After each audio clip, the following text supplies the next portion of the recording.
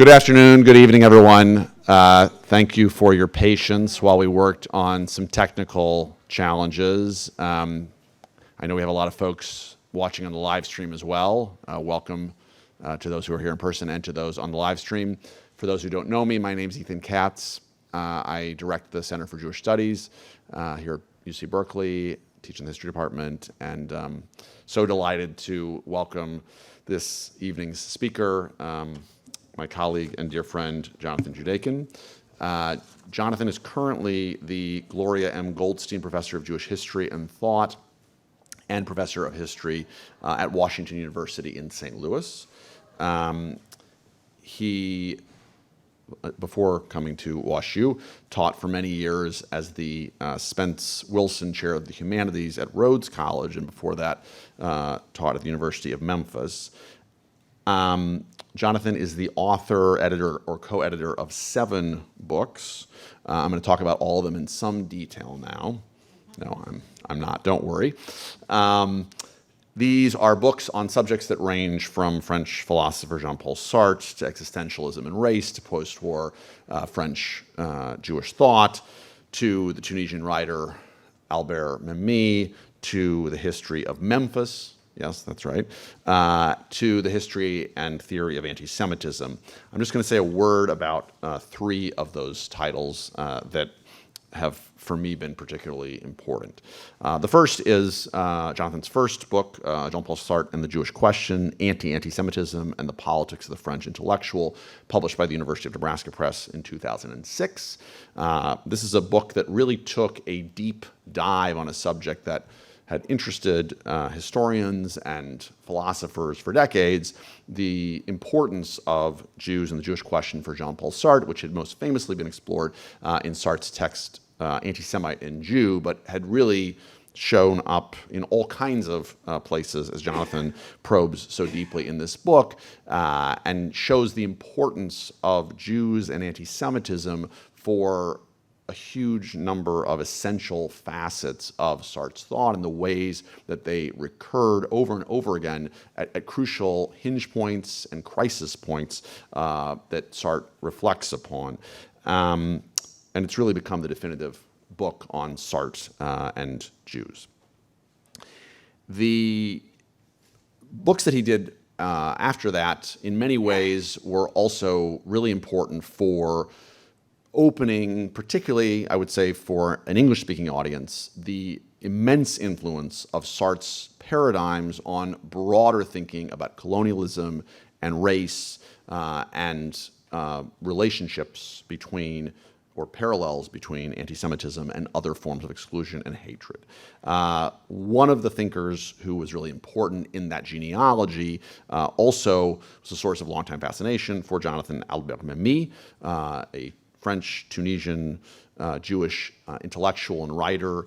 And so Jonathan, with his former student, actually, Michael Lehman, compiled for the first time excerpts from all of Memmi's works in English translation in the Albert Memmi Reader, published by Nebraska in 2020, really an unprecedented effort.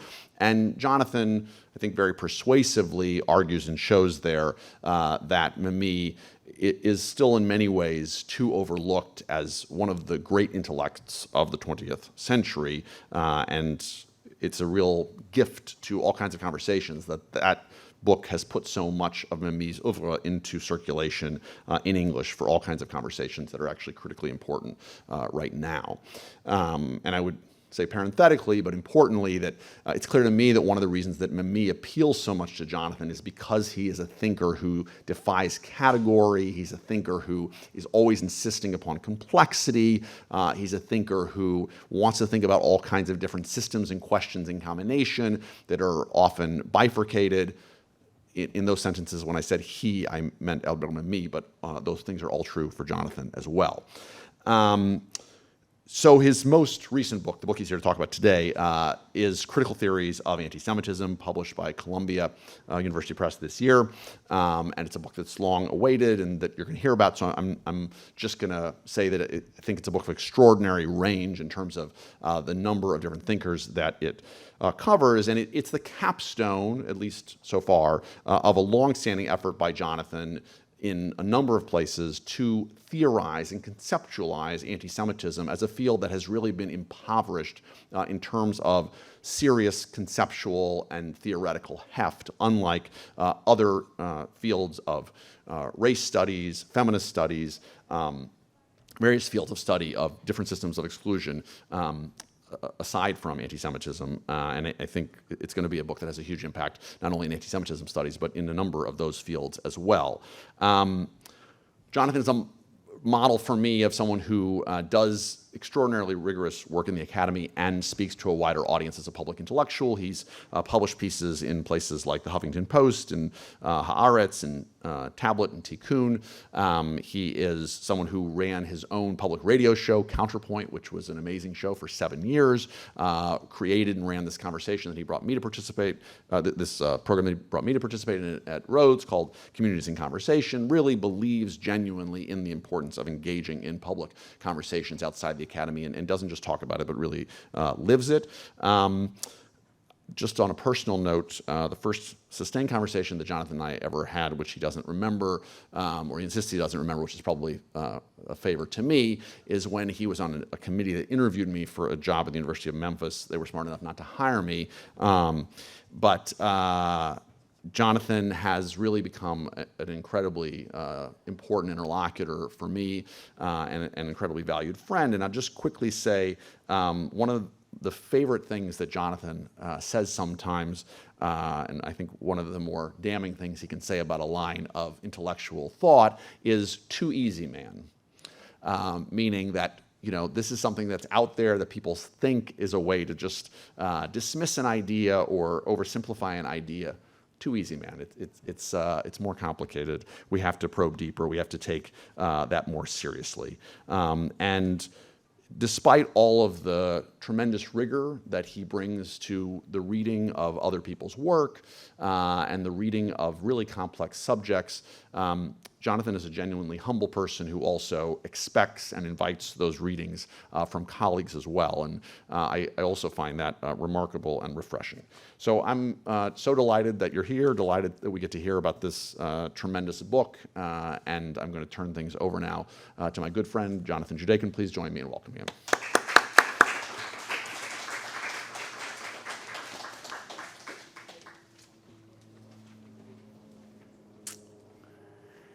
That was such an incredibly gratifying and warm and wonderful introduction, Ethan. I'm really grateful to you for all the things that you've said. And it really is so nice when you are introduced by someone who has a really deep and intimate understanding and engagement with your work. It's such a different deal than when someone reads the bio that you wrote for yourself, which is most often what ends up happening. And I really appreciate your words and the invitation to be here. I'm grateful as well to Duncan McRae and to the Center for Jewish Studies and to Etta Heber and Jennifer Liscombe and to all of you for being here. I have to say that being in person is so incredibly nice. I know that there are lots of people who are with us online, but there's nothing like this experience that is so central to our intellectual lives and that went away for a little while. It's nice to reconnect in this way. So now to turn to critical theories of anti-Semitism. This week, on the Jewish calendar, we sit between Rosh Hashanah and Yom Kippur, known in Hebrew as the Yomim Noraim, the days of awe. I know that there are a number of you sitting here who know that it's a misnomer that Rosh Hashanah is a celebration of the Jewish New Year. It actually happens in the 7th month of the Jewish calendar, and it's a commemoration of the creation of the world. It inaugurates a period of deep introspection and reflection on our place in creation, on why we are here, and what we have done, and how we have lived our lives, and how we've deviated from our best selves over the past year, which is sealed on Yom Kippur. We are also, of course, at the one-year anniversary of October 7th and the ensuing war in Gaza and Israel-Palestine that has now moved into Lebanon as well. This is consequently a good time for this talk, since for Jews and for many of us, anti-Semitism and how we think about it has become so intrinsic to how we think about ourselves, about the health of our college climate and campuses, about inclusion and exclusion and belonging, and about the morality and the politics of recognition. Like the Yomim Noraim, which call on us to reflect on a series of meta-questions about our lives, and October 7th and its afterlife, which asks us to reflect on foundational questions about Israel-Palestine, my book, Critical Theories of Anti-Semitism, asks us to think about how we think about anti-Semitism. It considers a set of meta-questions and proposes answers to those questions. How does one define anti-Semitism? Should the word be hyphenated? Can the term anti-Semitism, which was coined in order to distinguish racialized and politicized Judeophobia from religious anti-Judaism, stand for the whole history of Jew hatred? Is hatred the core of anti-Semitism? Or is Judeophobia better understood in terms of ambivalence, a volatile combination of both anxiety and awe, fear and fascination? Is ancient Judeophobia and medieval anti-Judaism animated by the same impulses as Nazi anti-Semitism? And how do these map onto anti-Zionism? How should one periodize Judeophobia? What accounts for its continuity? Is it unique in its persistence, severity, and consequences, differing substantially from Islamophobia or Negrophobia or xenophobia? And how can social theory enable us to understand the upsurge in attacks on Jews today?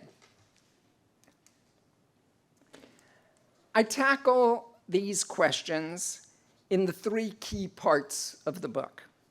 First, in the introduction, which is a challenge to the ways in which these questions are predominantly answered by the field of anti-Semitism studies. Second, in the 7 core chapters of the book, which constitute a history of the major theories and theorists who have responded to these questions. And third, in chapter 8, in the conclusion, where I draw upon these theories to discuss a number of the knotty problems at present.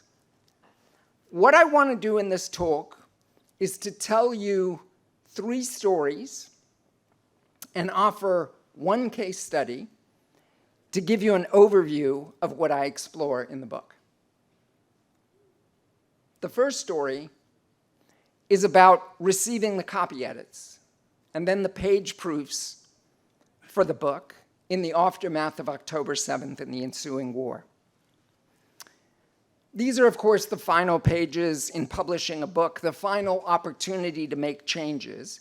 And when I received the copy edits and the page proofs, I was seized with anxiety that a book that I'd worked on for more than 20 years to help explain and understand anti-Semitism was actually being superseded by the present moment.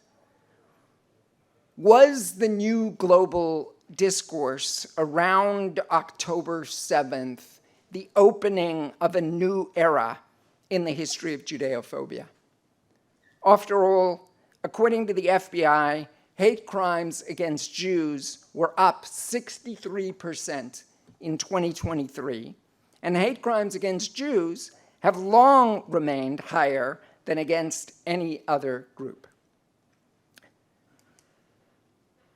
Did my analysis hold up? I was particularly worried about this with respect to the conclusion, where I assessed some of the challenges of the present moment.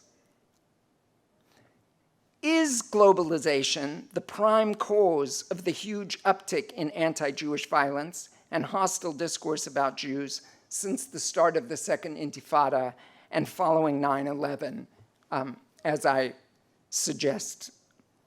Is this what accounts for the rise of militant jihadism, whether in the guise of Hamas, Hezbollah, Al-Qaeda, or ISIS, as well as the rise of white Christian nationalism that underpins MAGA America, but also hard-right movements across Europe?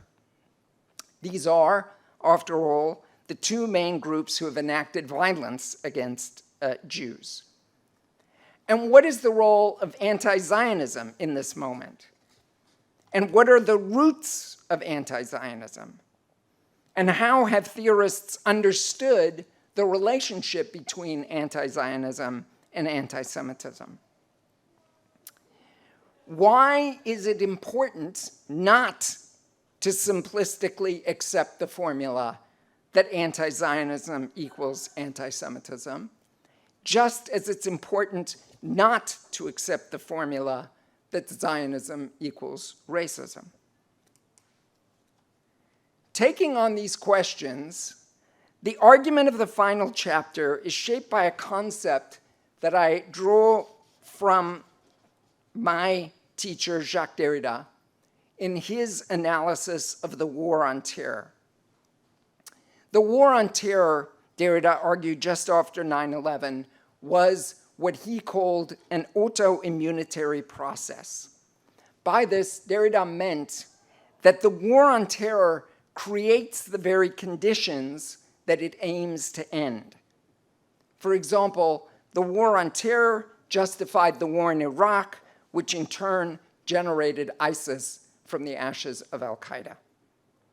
In the concluding chapter, I applied the idea of an autoimmunitary process to analyzing both key theorists of anti-racism and anti-Semitism, maintaining that both could end up stoking precisely the conditions that they sought to preempt, whether this was decolonial theorists or the new anti-Semitism theorists. While I didn't say this directly in the book, now that the one-year anniversary of October 7th is with us, I think this analysis holds up.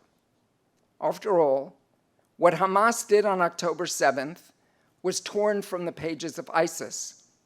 Terrorism as a weapon of war involving mass rape, caging of children, and the taking of hundreds of hostages into underground tunnels. This ostensible effort at liberation for Palestinians could not but result in massive harm to the Palestinian people. This is the autoimmunitary process in effect.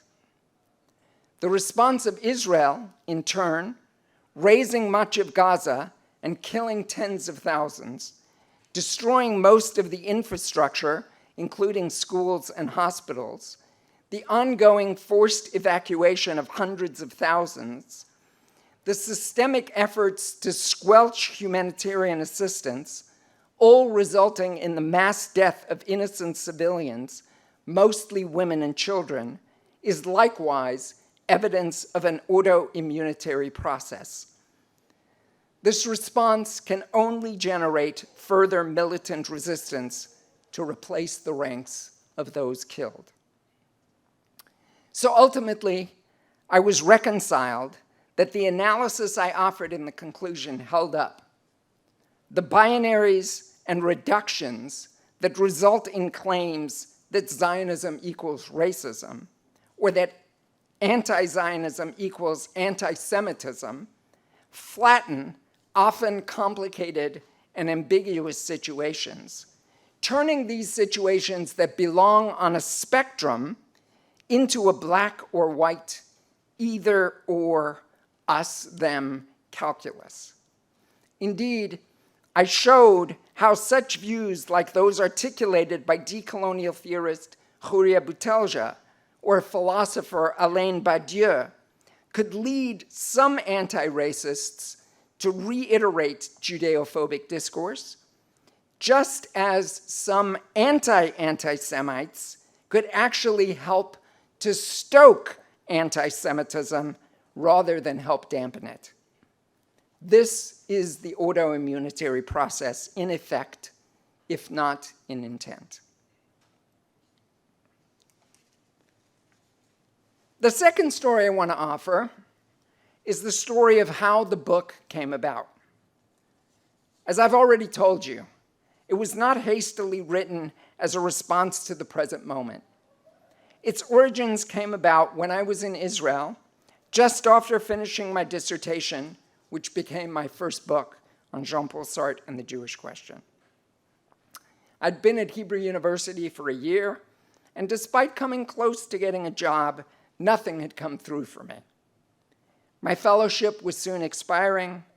My wife and I were contemplating our future and talking about maybe going and living on a kibbutz for a year. A few of those who were my mentors at Hebrew University suggested that I put together a proposal for another fellowship, even though they said that there was little chance that I would get it. I wrote up a proposal that at the time was called Theorizing Anti-Semitism, which sketched out the contours of what became the central chapters of this book. One day, when I went to visit the secretary of Hebrew University to get him to help me defer payment on my student loans, he started to tell me the biblical story of Saul, who goes looking for the donkeys and is given the keys to the kingdom. This was his way of explaining that he had just received notice that I'd been given a second-year fellowship to stay at Hebrew U. We left in 1999, halcyon days, when the process of Oslo seemed as if it would usher in peace in Israel-Palestine. This was followed by the Second Intifada in September 2000, and then 9/11 a year later. I was by then teaching at University of Memphis. Memphis is not unlike where I grew up in South Africa. It's also a post-apartheid city coming to terms with its racist past. I was often in dialogue with folks in the philosophy department at University of Memphis, like Robert Bernasconi, who were developing what he called the critical philosophy of race. This is a project to rethink philosophy via its role in the history of racism and to rethink the canon of philosophy drawing upon critical race theorists. By 2008, I published my first important intervention in the field of anti-Semitism studies, which was an article called "So What's New? Rethinking the New Anti-Semitism in a Global Age." It was a genealogy of how the notion of the so-called new anti-Semitism or neo-anti-Semitism was constructed in a series of books from 1968 by French scholar Leon Poliakov, picked up by the then heads of the ADL, and how these same arguments would be repeated by scores of books post-2000, arguing that a sinister new confluence of anti-Semitism had emerged that targeted Israel, drawing together leftists, Muslims, and the hard right. I was critical of a number of points made by these books, not least the picture that this three-headed hydra was acting in concert, animated by a shared Judeophobia. I also drew on a set of critical theorists to reevaluate some of their conclusions: Sartre, Judith Butler, and the Frankfurt School.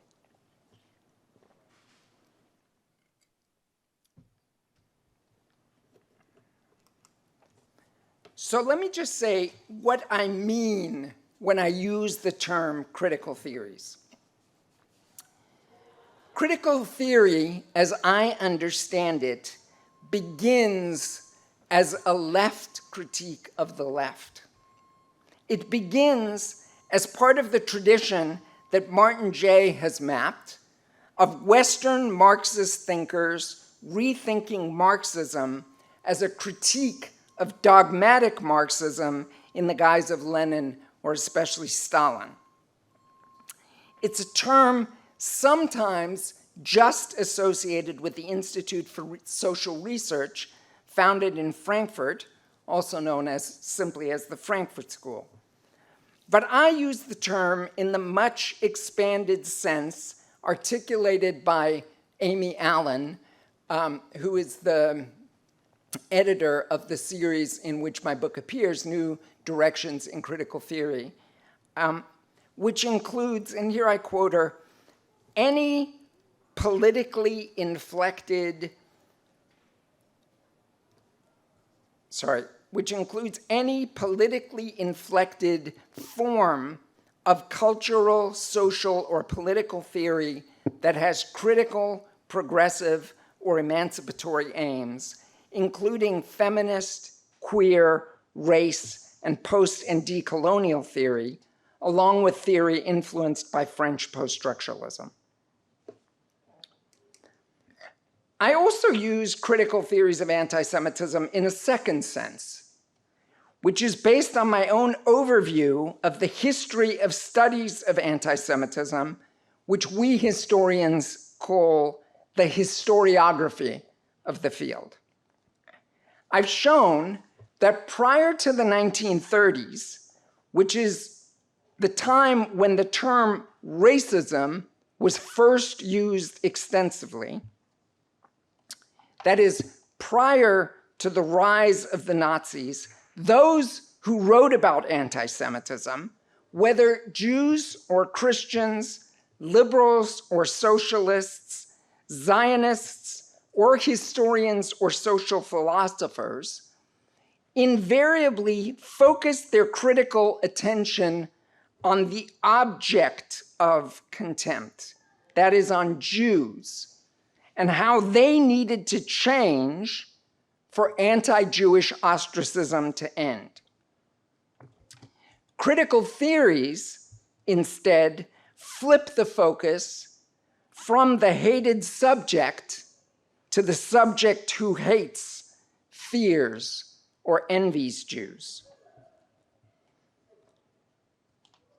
By the time of my law sabbatical in 2018, I had written versions of the 7 core chapters of the book, but they only focused on how the critical theorists, that is, the philosophers, the sociologists, and historians that I assess, understand anti-Semitism.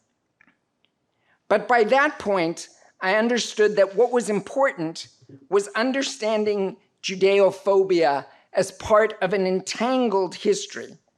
And so I began to rewrite each chapter to show not only how these thinkers thought about anti-Semitism, but how they understood it in its relationship to other racisms. Now that the book is out, the first line reads, "Anti-Semitism requires rethinking." The introduction is a call to rethink the definitions, the categories, the methods, the periods, and the narratives about anti-Semitism. One of my arguments is that the term anti-Semitism itself needs to be rethought and largely replaced by the concept of Judeophobia, which I argue is a better construct for those committed to nuance and precision. As an intellectual historian, my primary method for rethinking is by historicizing concepts and narratives.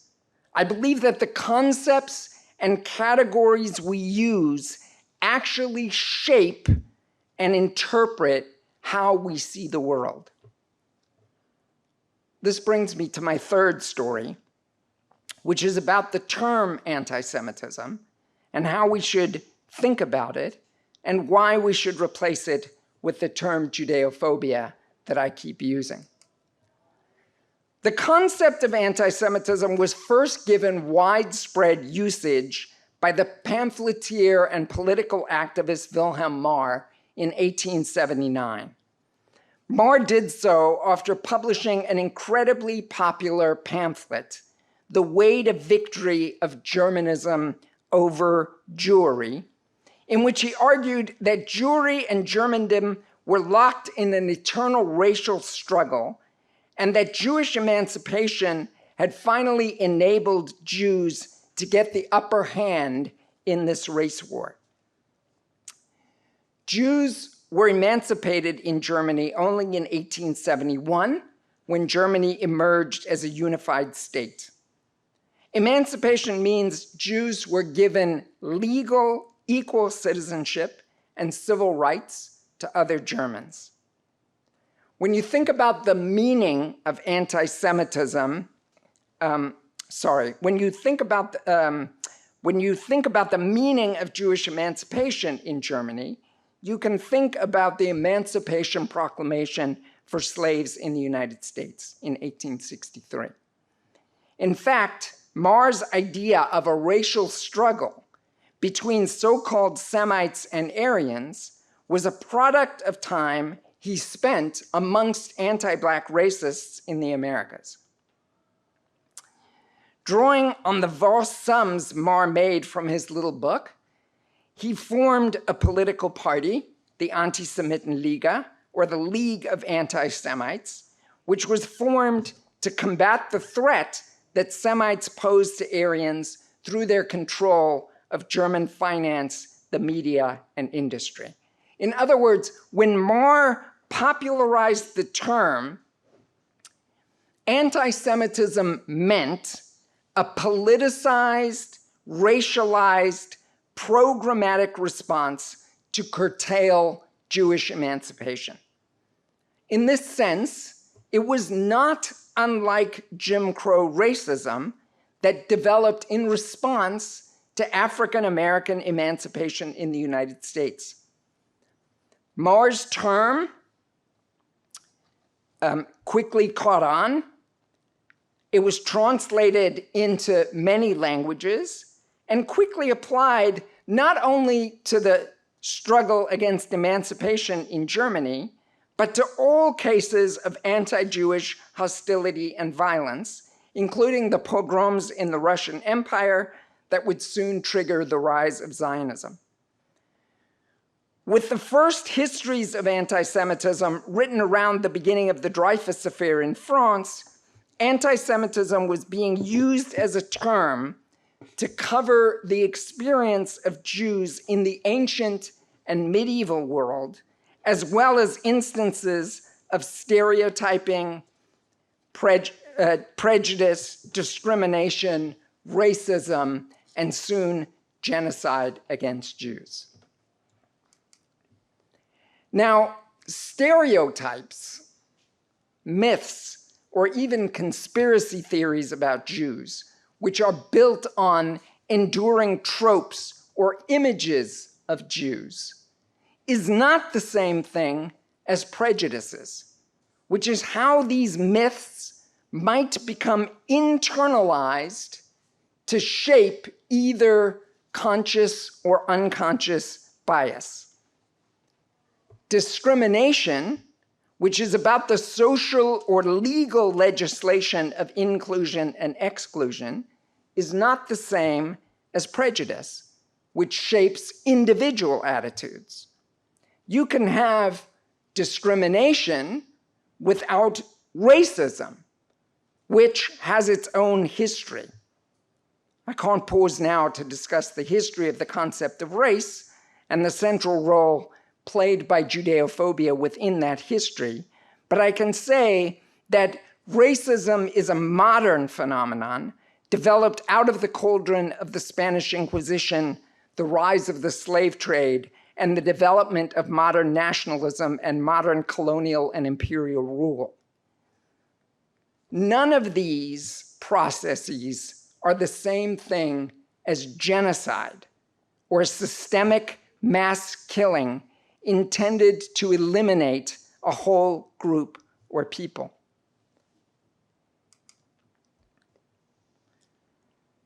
As one of my colleagues noted about my work, I'm attuned to the paradox that the more we use a word, oftentimes the less we know what it means.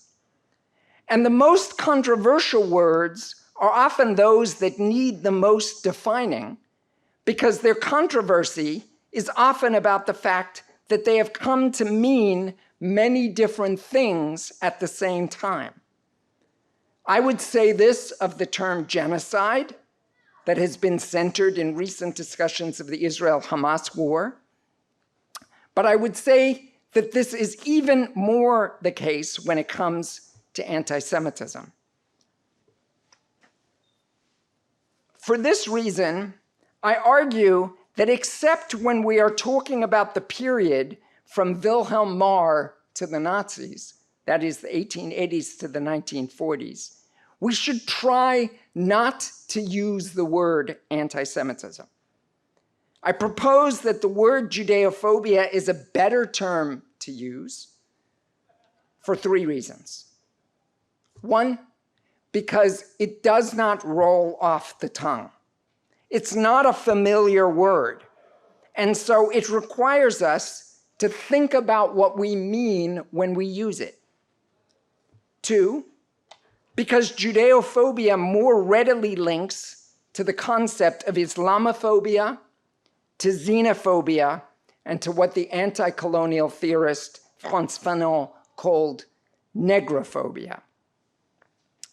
And three, because Judeophobia lends itself to periodization in ways that anti-Semitism does not. In fact, the term anti-Semitism, given its history, lends itself to what Hannah Arendt called eternalist narratives, which is the claim that everywhere Jews have lived, they have been hated and targeted. In contrast to eternalist narratives, I suggest that there are 5 main modalities of Judeophobia and 5 main periods that characterize the history of Judeophobia. 1, the ancient period from its origins in 3rd to 4th century BCE to the rise of Christianity. 2, the period of the development and institutionalization of Christianity in the years before and after it became the official religion of the Roman Empire. 3, the High Middle Ages. 4, modernity, from Columbus's early colonization of the New World to the Second World War. And 5, the post-Holocaust or post-colonial era today. So I have up on the slide how I define Judeophobia. Judeophobia entails the denigration of Judaism, defamation of the Jewish character, discrimination against Jews, racialization of Jews, and at its extreme, efforts at the destruction of the Jewish people. And this definition encompasses the 5 modes of Judeophobia and the 5 periods that make up its history. In making my argument for new terms to name this history, I also argue against some key narratives that have come to shape how we think about anti-Semitism, especially what I call exceptionalist or uniqueness narratives. That is, the argument that anti-Semitism is fundamentally different from anti-Black racism or Islamophobia. I argue against exceptionalist narratives because I think this gets the history wrong and because I think it gets the politics wrong. It gets the history wrong because you can't actually understand the dynamics of Judeophobia in a given society or time period correctly if you approach it with what I would call a one-eyed perspective. For example, you can't understand the history of Jews in America with acuity and insight if you only look at the history of anti-Jewish discourse or the history of discrimination against Jews without considering it in light of the history of whiteness and the history of slavery and anti-Blackness in America. Since without this entangled history, you can't understand Jewish social mobility in America or understand the views of a writer like James Baldwin, whose brilliant short analysis titled "Negroes are anti-Semitic because they're anti-white" gets at these issues. You can't adequately understand Judeophobia in France, separate from what in the title of Berkeley professor Ethan Katz's book calls the burdens of brotherhood, Jews and Muslims from North Africa. In fact, you cannot understand the history of the development of the concept of racism and how modern racism developed unless you appreciate the ways its scaffolding were established by the Spanish Inquisition. In short, without an appreciation of entanglement, you get the history of Judeophobia wrong. But you also get the politics of the present wrong. Since I would insist that one reason Jews feel so abandoned by the left, when historically so many Jews have found their political home on the left, is because of the exceptionalist narratives of Judeophobia. Because if Jews keep claiming that anti-Semitism is unique and fundamentally different from other racisms, then why should other racialized groups and their allies stand up in the anti-racist struggle for Jews? Instead, I maintain that the anti-racist struggle has got to start appreciating the central role of Judeophobia in the development of xenophobia, Negrophobia, and Islamophobia, and making abundantly clear that if you are a committed anti-racist, you will fight it in all its forms, including when it targets Jews.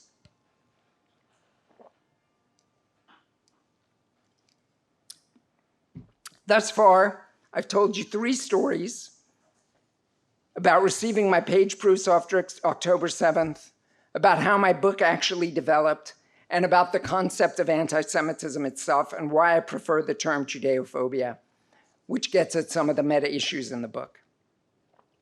But the heart of the book, and most of its bulk, is a deep dive into major theories and theorists of anti-Semitism. I think it's fair to say that no other single work has discussed all of these approaches to understanding the underlying causes of anti-Semitism in a single volume.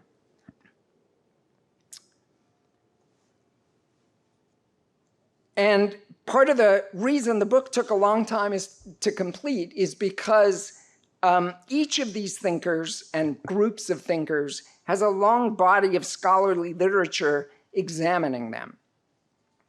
In each chapter, I begin with a short biographical introduction to the thinker or group that I discussed, and I also itemize the core concepts and insights that each offer to understanding anti-Semitism.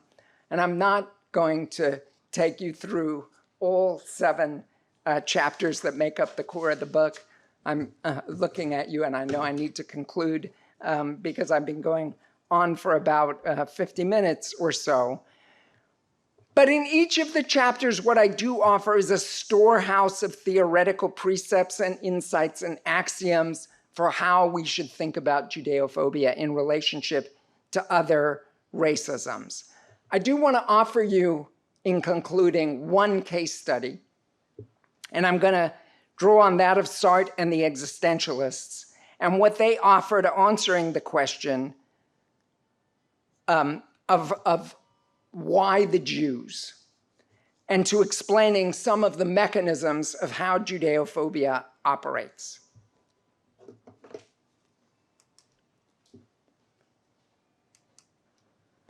Sartre's famous response to this question was called Anti-Semite and Jew. His book was hastily written between October and December 1944 in the immediate aftermath of the liberation of the French from the Nazi occupation, but before the horrors of Auschwitz. It was published in 1946, and it thus emerged at a moment when a number of other theorists were beginning to consider how to explain the underlying causes of anti-Semitism. All of these works, all of the works that I consider, they reflect on the role of religion in Judeophobia, specifically Christianity, the economic and political factors involved, the role of minorities in a majority culture, and the logic of scapegoating, among other considerations.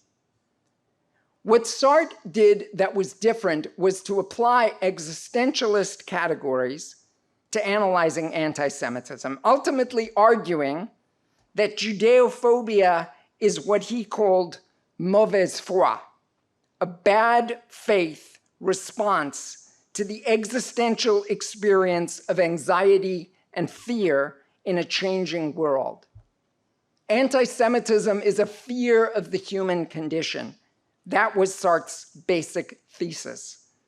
In a world defined by change, chaos, absurdity, and brokenness, rather than make choices and accept responsibility for those choices, anti-Semites blame, condemn, hate, and persecute others.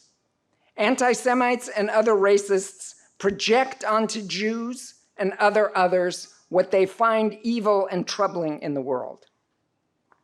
So anti-Semitism results from a particular response to the dialectic of human recognition, seeing not the humanity of the other, but rather turning them into an object, a stereotype. It's a product of not recognizing the freedom at the heart of all human aspirations. The underlying emotions that generate anti-Semitism, Sartre suggests, are anxiety, fear, envy, and resentment, which in turn generate vehement anger expressed as hate. In the post-war period, as Sartre became recognized as what his biographer calls the first global intellectual, the tribune of the oppressed, and an advocate of anti-colonial struggle from Vietnam to Algeria to the Congo, Sartre came to thicken his analysis of racism by explaining how it was institutional and structural racism that undergirded colonialism. Even after Sartre was effectively blind by 1973, his final years were characterized by a commitment to fight on behalf of North African and West African immigrants in France, decrying what he called the interior colonies of the world. This lifelong series of commitments I call Sartre's multi-directional anti-racism, his critique of colonial and post-colonial racisms that built from his critique of anti-Semitism. And I consider how Sartre applied this to Israel-Palestine. I've shown in my work how Sartre's first political commitment was the fight against anti-Semitism in the context of fascism rising in Europe. And Sartre maintained in Anti-Semite and Jew that Zionism was one strategy Jews might adopt in the struggle against anti-Semitism. Sartre clearly supported Zionism as the national liberation struggle of the Jewish people just as he would later support Arab and Black and Asian struggles against colonialism. As he became more involved in Arab struggles, in particular in the French-Algerian War, he came to also understand the struggle of Palestinians, and he sought to support them just as he supported Israeli Jews. By the eve of the Six-Day War, Sartre explicitly argued that what defined the Arab-Israeli conflict was what he called the Judeo-Arab différende. By this, he meant that both the Israeli narrative and the Palestinian narrative and the presuppositions that undergirded each were totally irreconcilable, and that nonetheless both were legitimate. To the end of his life in 1980, he continued to hope and to try and facilitate leftists on both sides acknowledging that this was the case, and then beginning to try and negotiate a path to peace.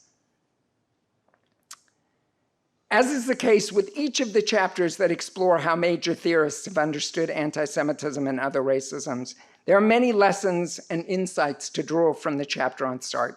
I'll just highlight two, and then I'll be done. First, Sartre's multi-directional anti-racism is a model for the anti-racist movement today. Anti-racism today cannot sideline Judeophobia, since doing so only bolsters the racist forces on the right. Second, I would suggest that Sartre's conception of the Judeo-Arab différende is a useful axiom on which to begin our analysis of the Israeli-Palestinian conflict, just as Derrida's conception of the autoimmunitary process is a powerful insight into the war on the anniversary of October 7th. To conclude, my hope is that in the spirit of Yomim Noraim, I've spurred you towards rethinking anti-Semitism, since that ultimately is the primary aim of critical theories of anti-Semitism. Thank you for your patience.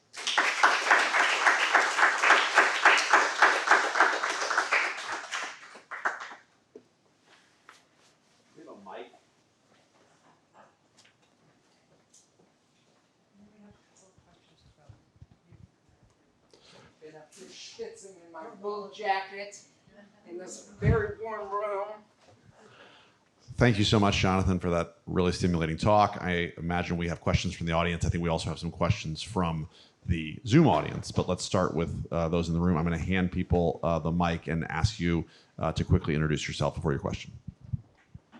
Thank you, Ethan. I'm Eric Gruen. Thank you so much for this talk, and you're quite right to deconstruct the notion of anti-Semitism, which is misused constantly and misunderstood. What I worry about a little bit in terms of substituting Judeophobia for anti-Semitism is that, strictly speaking, that should mean fear of the Jews. Now, if you want to redefine it in other ways, like as in a way you have of hatred of the Jews, that doesn't really ring with Judeophobia. Now, I've done some work on Judeophobia in antiquity, and I don't claim to be an expert in the modern period.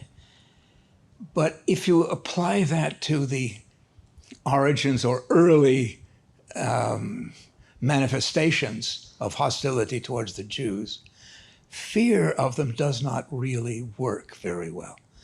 One could claim, people have claimed, that non-Jews were afraid of them because they would take over certain areas that are now controlled by the traditional elite. But that doesn't really work in terms of the actual history of the fact. And so that I worry a little bit if we latch onto Judeophobia in the meaning that it substantially has, that we may run into the same kind of problem that you run into with anti-Semitism. If if it's okay, let's collect a few questions, and then I'm going to go to John, and then I'll go to Emily. John Efron, thank you. You've given us a lot to disagree with you about, so I appreciate that. One of the things that concerns me, and I don't know whether it was a slip of the tongue on your part, you read out the title of Ma's book, and you had the title page there. Unfortunately, that's an anti-Semitic meme to be found on the internet. The title of the book is not Der Sieg des Germanentums über das Judentums. It's the other way around. It's Der Sieg des Judentums über das Germanentums. Now, so I don't know what you've said about it in your chapter because I haven't read it, but if you just take the title itself, it would, to me, seem to undermine your claims about anti-Semitism not being in any way different from other forms of bias or prejudice or discrimination. Because Ma was right, what he was right about is that he represented, let me put it this way, he spoke for those who feared Jews, were not contemptuous of them, but feared Jews, because the fundamental basis of the anti-Semitism that he's describing and that others describe thereafter is based on a notion, a belief, and an incorrect one at that, of Jewish superiority, not inferiority. Inferiority lies at the heart of all forms of prejudice, the belief that the other is inferior to you. Anti-Semitism is predicated on something very, very different. Its exact opposite, which then generates a certain fear and, not to mention, ultimately genocide, because the only way to defeat these people, because you can't reason with them, and we're not fully equipped intellectually to handle them, is what the anti-Semites say. Luther, you can go back to Luther said it himself and go all the way through. The only way to defeat them ultimately, and the only logical response in the end, is the ultimate response that was made in the middle of the 20th century. So I think that if you take Ma seriously at what he actually said, it will then lead you to perhaps a different interpretation of what anti-Semitism, or an understanding of what anti-Semitism is and what lies at its roots.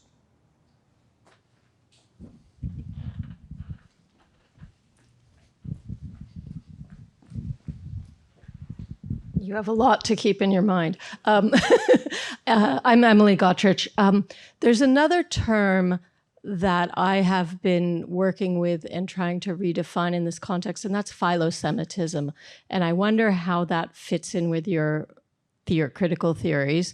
I'm thinking especially of Daniel Cohen's work on you know what it is, yeah, on kind of resuscitating the idea of philo-Semitism and getting rid of some of its baggage. And I think Marr actually was the one who coined it initially, but I'm finding that it has a lot of utility. I work on Jews in the Islamic world and on Muslim attitudes towards Jews, and I've used philo-Semitism to talk about some of the developments in the Islamic world in the 21st century. One of the stumbling blocks, something I've had to reconceptualize, and I'm wondering if your new definition of Judeophobia takes care of that, is the idea of othering. So I think that the Christocentric baggage of anti-Semitism, and possibly philo-Semitism as well, is kind of overwhelming, and it makes it hard to apply in an Islamic context where othering is not, if it exists at all, it exists on a very different basis. So does Judeophobia and even Judeophilia, if that might be the correction to philo-Semitism, does that solve the othering problem? I know you talked about, I saw you talk about Zygmunt Bauman and his allo-Semitism, for similar reasons, is not useful to me because of its focus on othering. Thank you. So just a few things to address there. So there's actually a common thread through all three questions, which is, part of the problem. What is the right term to use, right? And I don't think that there's going to end up being any perfect term. I've given a number of reasons why I think continuing to use the term anti-Semitism is problematic, that actually it occludes our ability to understand the differences between Professor Gruen's desire to understand what's going on in the ancient world and Professor Efron's desire to understand what's going on in the late 19th century and your desire to understand what's going on in the Islamic world, right? That it collapses everything into one term. And I think that one thing that we can do, especially as scholars, is to offer a much broader lexicon for thinking about what's going on. When we are stuck with only this one term, we contribute towards misunderstanding, mislabeling, misnaming, misdiagnosing, and therefore we disable the struggle to overcome the very problem we're attempting to address, okay? So you raised the question of why Judeophobia, technically fear, is not a helpful term when you're talking about the ancient world.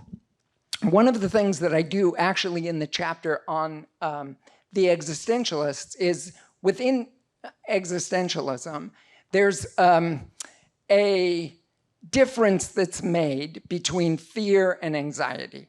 And so one of the things that I point out at some length is that when Sartre said that anti-Semitism boils down to fear of the human condition, he said fear in French, but he clearly meant anxiety. It's very clear that through the overarching analysis, it's really anxiety that anxiety about this group, about this other, that is what, and about a whole series of other problems in the world. What's the difference between fear and anxiety, according to Heidegger and Tillich and other existentialists? Fear has a very clear and specific target, whereas anxiety is something that is free-floating. It is something that is less specific and less easy to grasp. It's a way of naming underlying emotions. And part of what I'm getting at there, one aspect of why I still think Judeophobia is a useful term, is that it gets at the underlying emotions that are generated out of anxiety, envy, resentment, not hatred. Hatred is a second order emotion, just like anger is a second order emotion. It's something that is something that results from a certain process of a kind of rationalizing about these underlying emotions that are being generated by dislocations and disturbances that disrupt the order of the world. And ultimately, I am very much in the Bauman camp, not necessarily with respect to this idea of allo-Semitism in particular, but in his argument that what underlies the whole long history of Judeophobia is ambivalence about Jews, that Jews are category busters. They disrupt the ways in which we attempt to make sense and order and classify and regulate the world. So it may not be a perfect term. I still think that for the ancient world, I think that you would agree with me on this, at least in terms of what I've read of yours, that the term Judeophobia, I know you problematize that term as well, is at least better than anti-Semitism, right? Thanks so much for pointing out that what I quickly pulled off the internet in attempting to put together the PowerPoint for this needs to be replaced, and that this is not the actual cover of Mar's book. And thanks for explaining what it's exactly the ways in which it sort of gets this issue, sort of wrong. I'm trying to remember part of what the rest of the objection was that you raised, because it didn't have to do, so anti-Semitism also going back to Luther, help me a little bit. Uniqueness. No, now I remember. It had to do with the fact that what underpins it is a sense of superiority as opposed to inferiority, right? Yeah, so look, I am not saying that all that xenophobia, Islamophobia, Judeophobia, Negrophobia all have exactly the same mechanisms that are at work, or all have the same underlying tropes, right? One of the things that I think is useful that Leon Poliakov points out in his own work is that the core trope at work in the history of Judeophobia is the association of Jews with the devil and with evil. With anti-Black racism and other racisms, the core trope that is at work is the association of those groups with beasts, with bestialization, with beasts of burden, with the association of subhumanity in that way. And his argument is that and that's because racisms are primarily about the justification of exploitation, whereas Judeophobia is really built out of theological and religious conflict. That's Polyakov's position. And his argument is that ultimately it ends up having the ramifications that you suggest is different with respect to anti-Semitism, because built into it is a certain kind of eliminationist perspective. If you are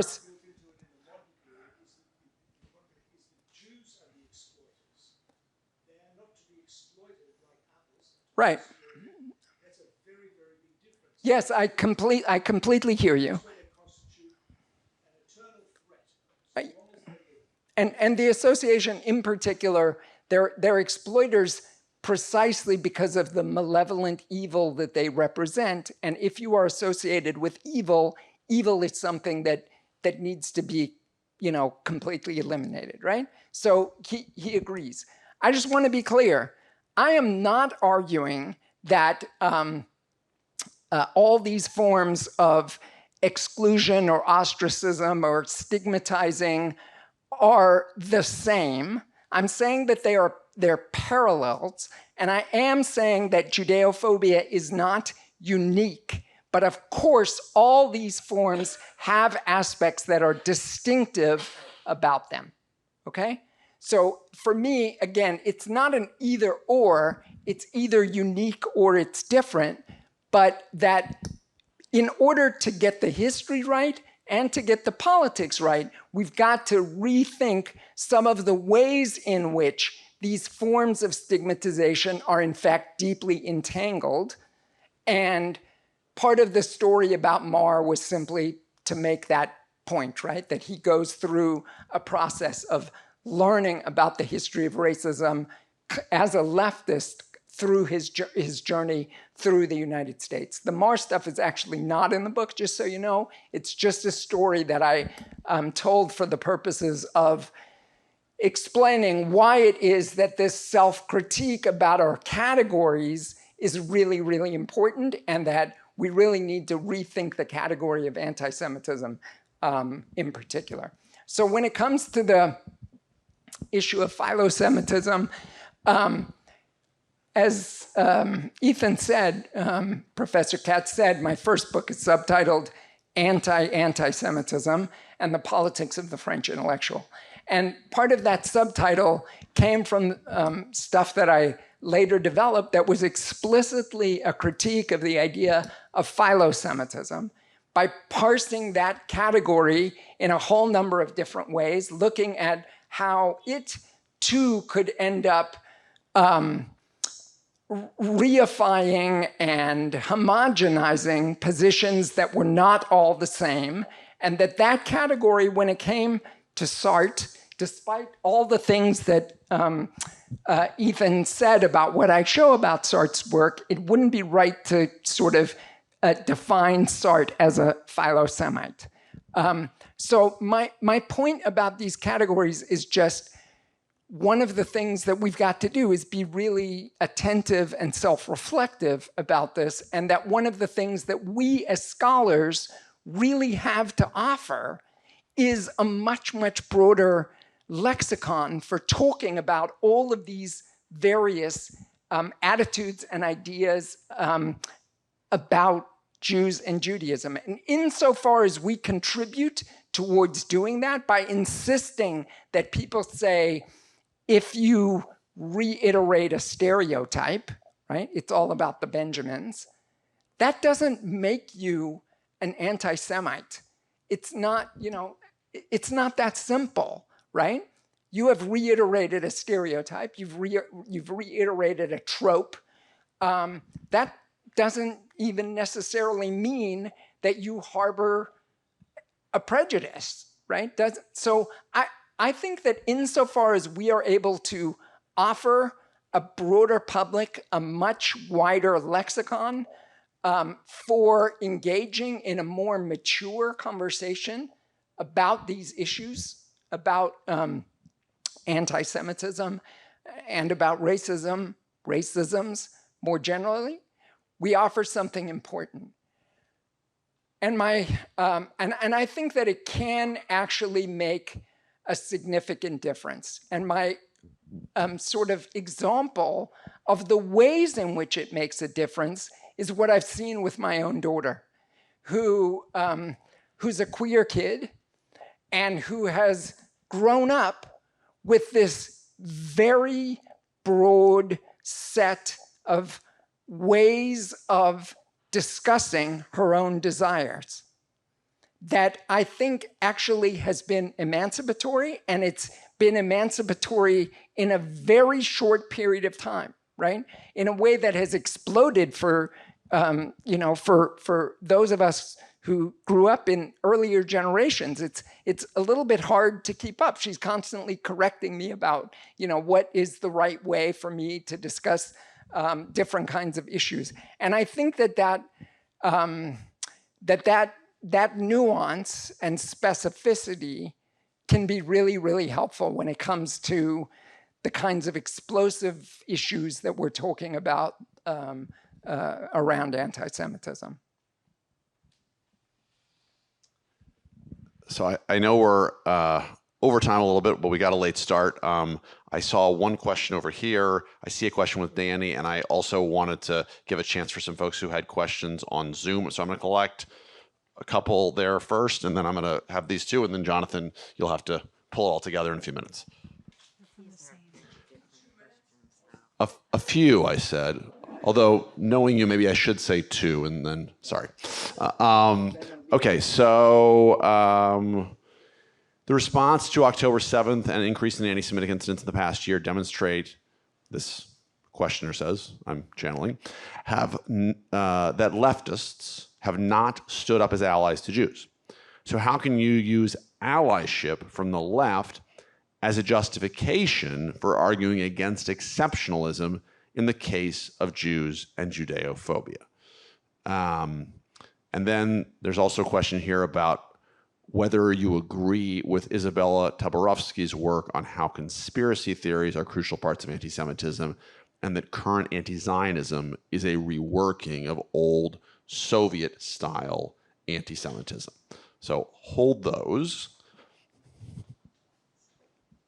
Yes, I don't have any scholarly background, but I was raised almost all my life thinking about the pogroms, the hundreds of years, and Nazism, and it was natural to say it emanates from the right. Do you think that that applies to the current moment?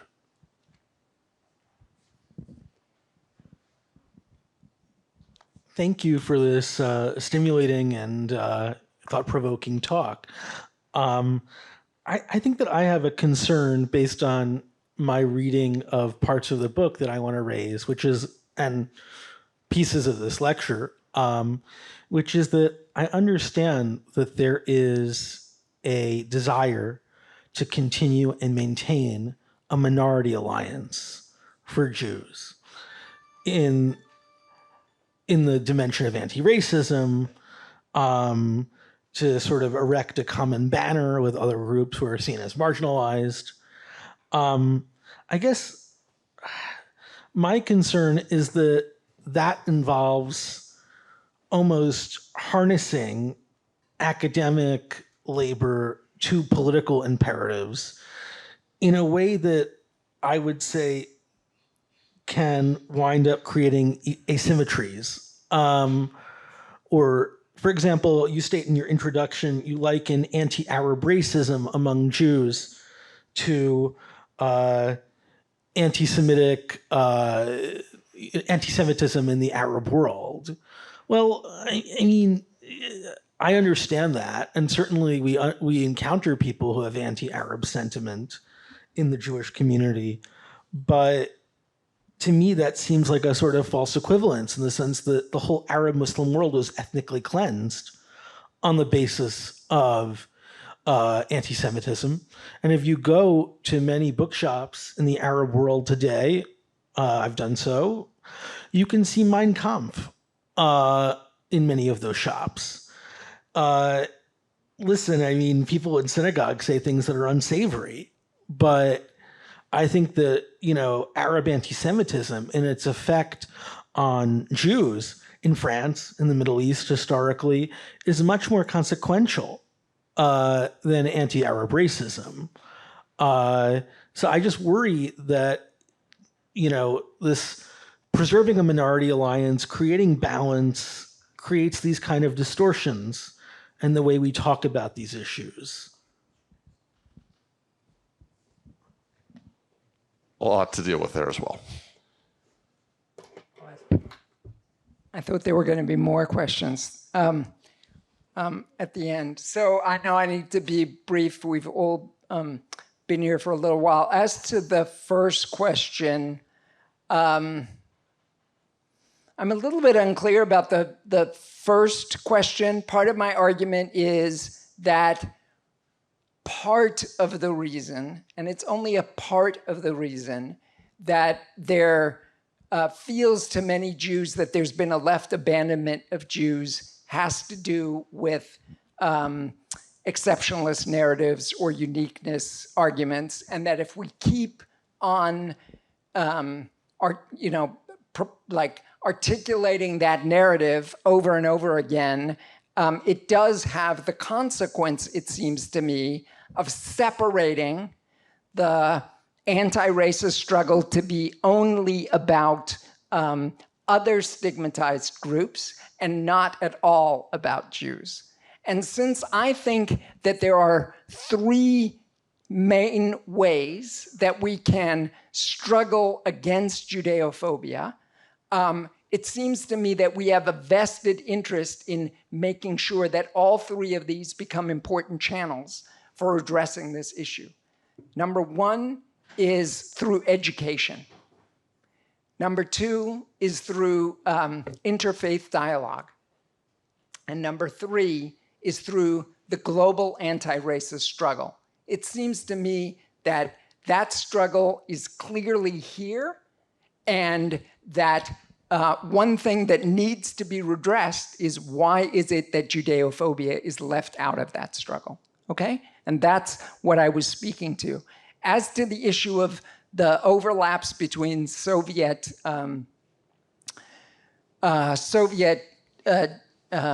anti-Semitism and contemporary forms of anti-Zionism, obviously that is part of the history of anti-Zionism. I mean, I'm not going to go into that longer history now, but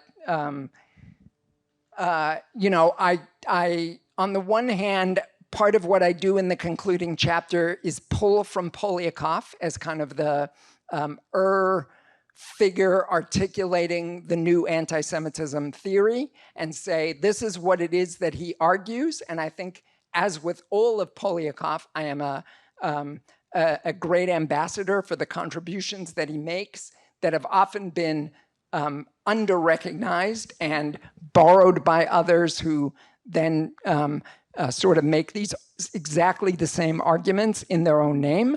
And I think that he has a lot of insights about actually the much longer history going back all the way to the Enlightenment in very interesting ways.